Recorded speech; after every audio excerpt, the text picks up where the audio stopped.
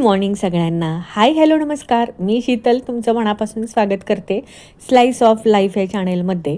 तर उन्हाळा प्रचंड भयंकर आहे आणि या उन्हाळ्यामध्ये आपण स्वतःची कशी काळजी घेतली पाहिजे जेणेकरून आपल्याला या उन्हाळ्याचा त्रास होऊ नये. आणि मी माझं उन्हाळ्यातील हेल्दी रुटीन तुमच्यासोबत आज शेअर करणार आहे.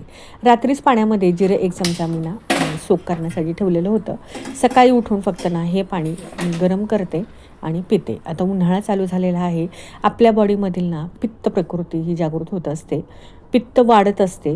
त्यामुळं आपण पित्ताला मात करण्यासाठी हे जिरं 1 चमचा आपण खाल्लं पाहिजे किंवा जिऱ्याचं पाणी देखील पिलं पाहिजे. तेच पाणी आता मी गरम करून घेतलेलं आहे आणि हे शांत मी बसून घटघट न पिताना सिप करून पिणार आहे. आता म्हणतात पाणी हे सिप करून प्यावं आणि दूध असेल तर ते दूध घटघट प्यावं, असं हे म्हणजे असा हा नियम आहे आयुर्वेदामध्ये, ते मी तुम्हाला सांगते.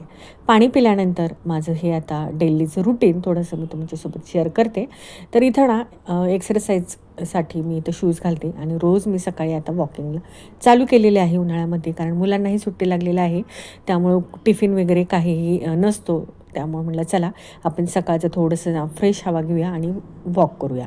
आता व्यायाम हे उन्हाळा असो, पावसाळा असो किंवा हिवाळा असो, या तिन्ही ऋतूमध्ये आपली ही एक्सरसाइज आपण कंटिन्यू 12 महिने ठेवली पाहिजे.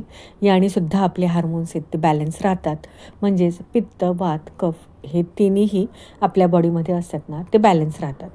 त्यासाठी रोज आपण 45 मिनिट तरी ही एक्सरसाइज केली पाहिजे. मग कुठलीही असू द्या.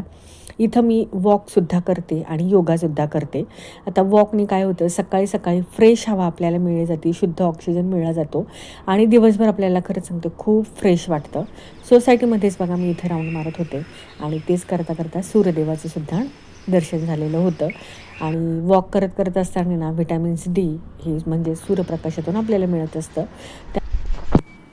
रोज दुपारून 1 नारळ पाणी घ्या किंवा रोज नसेल जमत तर 2 दिवसातनं एकदा, आठवड्यातनं 2दा किंवा 3दा तरी तुम्ही नारळ पाणी घ्यायचं.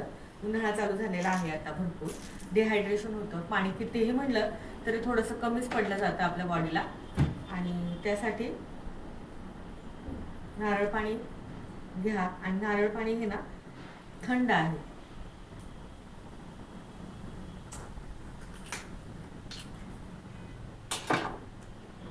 आता 11:30च्या आत आपण हे नारळ पाणी जर पिलं तर दिवसभर एनर्जी आपल्या बॉडीमध्ये हे टिकून राहते. आणि 8 दिवसातनं 2दा किंवा 3दा मी हे नारळ पाणी घेतच असते. तर म्हणतात की 1 सलाईन आणि 1 नारळ पाणी हे दोन्ही समान आहे. यासाठी म्हणजे एका सलाईनमध्ये जेवढी ताकद आहे तेवढी एका नारळ पाण्यात आहे. यासाठी उन्हाळ्यामध्ये तरी कमीत कमी 8 दिवसातनं 2दा किंवा 3दा तुम्ही नारळ पाणी प्या. आता या नारळ पाण्यामध्ये मी 1 चमचा चिया सीड्स टाकून ठेवणार आहे.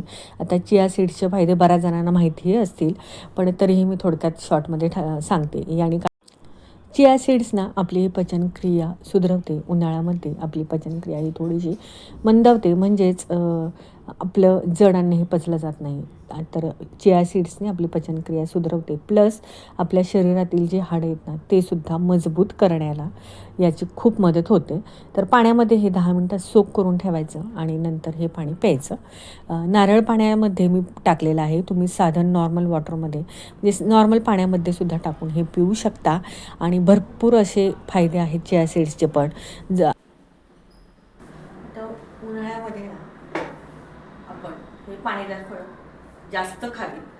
कलिंगड झालं, खरबूज झालं तर याच्यामध्ये पाण्याचं प्रमाण जास्त असतं आणि शरीराला थंडावा देणारही असतं. त्याच्यामुळं रोज दुपारून हे कलिंगड किंवा खरबूज यातलं दोन्हीपैकी कुठलं तुम्हाला जे आवडेल ते तुम्ही खाऊ शकता. जसं मी आता खाते सध्या आणि मुलांनाही देते, सगळ्यांना देते.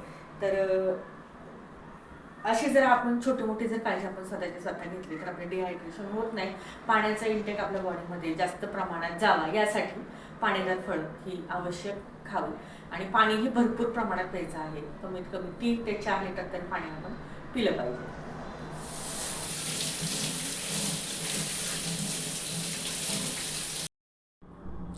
फळ आपण रोज एक कुठलंही खाल्लं पाहिजे, पण उन्हाळ्यामध्ये जे सिजनेबल फळं आहेत त्या फळांचा आस्वाद आपण घेतला पाहिजे. आता कलिंगडामध्ये भरपूर पाण्याचं प्रमाण आहे. प्लस आपल्याला शरीरामध्ये थंड ठेवण्याचं काम हे कलिंगड करत असतं. म्हणून कलिंगड तरी अवश्य रोज आपण हे खावं. रोज नसेल जमेत तर एका दिवसाआड तरी ना तुम्ही हे अशी फळं खाल्ली पाहिजे उन्हाळ्यामध्ये. आता कितीही म्हणलं तरी पाण्याचं प्रमाण आपलं उन्हाळ्यामध्ये कमीच होतं, डिहायड्रेशन होतंच. आणि मग कसं कुठल्या ना कुठल्या वाटे आपल्या शरीरात पाणी जावं यासाठी कलिंगड खावं. प्लस आणखीन काही छोटी मोठी काळजी आहे. जेवढी आपल्याला काळजी घेता येईल ना तेवढी काळजी आपण उन्हाळ्यामध्ये घ्यायची आहे, जेणेकरून आपलं शरीर हे व्यवस्थित राहावं. आणि आता तुम्हाला मी सांगते, उन्हाळा चालू झाला ना की थोडंसं ना थकवा हा सगळ्यांनाच येतो. कारण की ऊन एवढं असतं ना, या उन्हामुळं ना शरीर पूर्ण थकलं जातं. त्याच्यामुळं ना असे जर फळं आपण अधूनमधून खाल्ली तर आपले शरीर हे बॅलन्स राहतं आणि थकवा पण येत नाही. एनर्जेटिक ही फळं आहेत. वॉटरमेलन झालं आणि मला तर योग्य वाटतं की हे वॉटरमेलन्स खावं खरबुजापेक्षा पण. कारण की हे खरंच शरीराला ना खूप थंडका आहे. आता हे खाताना मीठ टाकून खावं, कारण की डॉक्टरांच्या सल्ल्यानुसारच मी तुम्हालाही सांगते. कलिंगड खात असताना ना त्याच्यावर थोडंसं मीठ टाका आणि नंतर ते खावा. तर अशी ही काळजी ना मी छोटी मोठी मी घेत असते स्वतः. आणि माझ्यासोबत ना मी मुलांची देखील काळजी घेत असते. निवांत दुपारून ना जेवण झाल्यानंतर लगेच नाही 1-2 तासांनी मी हे फळ खात असते. कारण की सकाळचं मी नारळ पाणी घेते. नारळ पाणी जरी नसेल तरी ना पुढं त्याला काय ऑप्शन घ्यायचं हे सुद्धा मी तुम्हाला पुढे सांगेलच. इथं मी TV बघत बघत मस्त असं ना वॉटरमेलन एन्जॉय करत होते. कारण की सुट्ट्या लागलेल्या आहेत मुलांना देखील, त्यामुळं थोडंसं रिलॅक्स चाललेलं आहे सध्या तरी. नंतर मग मात्र परत आपलं जे काही स्कूल चालू झाले की त्याचं डेली रुटीन आपलं चालूच होतं. आणि त्या गडबडीमध्ये आपण कुठेतरी आपली स्वतःची काळजी ना घेत नाही, म्हणजे घ्यायला विसरतो मी म्हणायला असेल. तर नित्यनेमानं आपण लक्षात करून जर आपली अशी काळजी घेतली ना आपलं शरीरही चांगलं राहतं आणि अजिबात थकवा वगैरे येत नाही. रोजची रोज आपल्याला डाएट हा आपला खरंच आपण बॅलन्स केला पाहिजे. जे आपल्या बॉडीला कुठले व्हिटॅमिन्स लागतात ना ते सगळं आपण ना अन्नाद्वारे म्हणा किंवा हे बाकीच्या ह्याच्यामध्ये ते आपण खाल्लं पाहिजे. तेवढं आपण घेतलं पाहिजे, तरच आपली बॉडी ही व्यवस्थित राहते. आणि तुम्हाला सांगते 35शी नंतर हळूहळू व्हिटॅमिनची कमतरता आपल्या बॉडीमध्ये होत असते. थकव्याचं प्रमाण वाढतं, व्हिटॅमिन्स D सुद्धा कमी होतं. त्यामुळं डाएट हा आपण बॅलन्सच केला पाहिजे. अशी जर छोटी मोठी काळजी तर तुम्ही जर घेतली तर आपलं शरीर हे चांगलं राहतं आणि आपल्याला एनर्जेटिक असं वाटतं. तर आता हे खाल्ल्यानंतर तुम्हाला ऑप्शन म्हणून सांगते, ज्यावेळेस आपल्याकडं आता नारळ पाणी नसेल, नारळ पाणी तर आपण रोज पिऊ शकत नाही. 8 दिवसातून 2दा जरी पिले तरी आपल्या शरीराला तो थंडावा मिळतोच. पण जर रोज लिंबू पाणी जरी घेतलं ना तरी सुद्धा आपल्या बॉडीला खूप म्हणजे थंडावा मिळतो.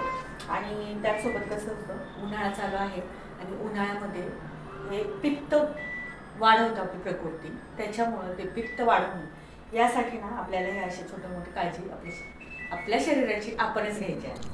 आता लिंबामध्ये ना व्हिटॅमिन C आहे. इम्युनिटी पॉवर हे लिंबू वाढवतं. यासाठी आपण रोज अर्ध लिंबू तरी ना पाण्यामध्ये घालून पिलं पाहिजे, जेणेकरून आपल्याला व्हिटॅमिन C आणि एक इम्युनिटी बूस्टर म्हणतो ना तसं मिळलं जातं. तर नारळ पाणीला ऑप्शन म्हणून तुम्ही लिंबू पाणीसुद्धा सकाळी घेऊ शकता. मी ना दोन्हीही घेते, कधी लिंबू पाणीही घेते, नारळ पाणी असेल तर ते सुद्धा घेते. सकाळी 11च्या आत किंवा 11:30च्या आत नारळ पाणी जर घेतलं ना तर संध्याकाळी 5-5:30च्या दरम्यानमध्ये मी हे लिंबू पाणी घेत असते. कारण की व्हिटॅमिन C सुद्धा आपल्या बॉडीमध्ये जाणं गरजेचं आहे. याने आपली इम्युनिटी वाढतं आणि थोडंसं ना थकवा जर येत असेल तुम्हाला त्याचं प्रमाण कमी होतं आणि एनर्जेटिक वाटतं. तर हे सुद्धा ऑप्शन चांगलं आहे. मी माझ्या रोजच्या रुटीनमध्ये जे मी घेते ते तुमच्यासोबत शेअर करते. नक्कीच तुम्हाला याचा फायदा देखील होईल. आता हे झाल्यानंतर याचबरोबर आपल्याला पाणीसुद्धा भरपूर प्यायचं आहे. आणि पाणी पिणं हे खरंच सांगते कामाच्या गडबडीमध्ये विसरलं जातं. परंतु मी काय आता एक ट्रेक केलेले आहे, बॉटल भरूनच ठेवते. मी हे 4 बॉटल पिते आणि आपल्याला वॉटरमेलनद्वारे सुद्धा पाण्याचं प्रमाण आपल्या बॉडीमध्ये जातं. लिंबू पाणी घेतलं तर ते सुद्धा पाणी आपल्या बॉडीमध्ये जातं. तर आता लक्षात राहतं मग मी काय करते, ही बॉटल जी आहे ना डायनिंगवरच ठेवलेली असते. आणि मग कसं येता जाताना मी थोडं थोडं का होईना हे पाणी पित असते. पण पाणी पिताना मात्र आपण हे बसूनच प्यायचं आहे आणि सिप करून, म्हणजेच एक घोट. आपण अन्न जसं चावतो तसं पाणीसुद्धा चावूनच प्यायचं आहे. जास्त घटघट पाणी प्यायचं नाही. ह्याच्या मागंसुद्धा भरपूर असं सायन्स आहे. तर हे सगळं मी अनुभवलेलं आहे आणि हेच मी तुमच्यासोबत आज शेअर करते, जेणेकरून तुम्हाला याचा काही फायदा होईलच असं मला वाटतं या व्हिडिओद्वारा.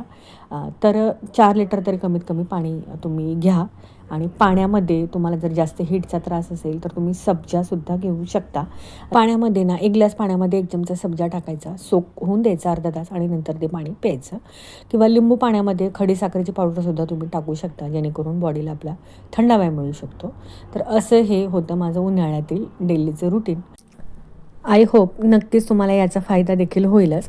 तर कसं वाटलं माझं हे रुटीन? आवडलं असेल तर एक लाईक करा आणि चॅनलवर नवीन असेल तर सबस्क्राईब करायला मात्र विसरू नका. चला बाय.